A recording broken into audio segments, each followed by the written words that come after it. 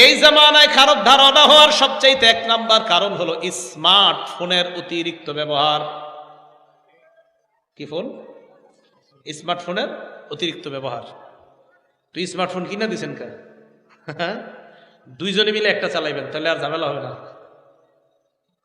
দুইজনে মিলে একটা চালাবেন, ঝামেলা হবে না। স্মার্টফোন কিনে দিছেন কে বিবিরে? বিয়ের দিনই মাশাআল্লাহ বিবিরে হাদিয়া হিসাবে আইফোন দিস। 12টার পরে what are you doing now? I am scrolling FB.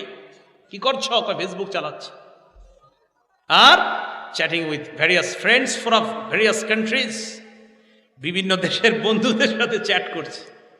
এটা হারাম, ইসলামে জায়েজ নাই।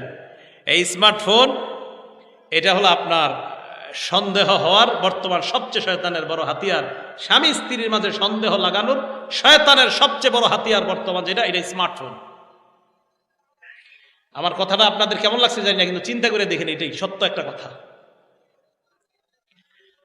হ্যাঁ, একজনে বলতেছে হুজুর এটাই বড় সত্য কথা।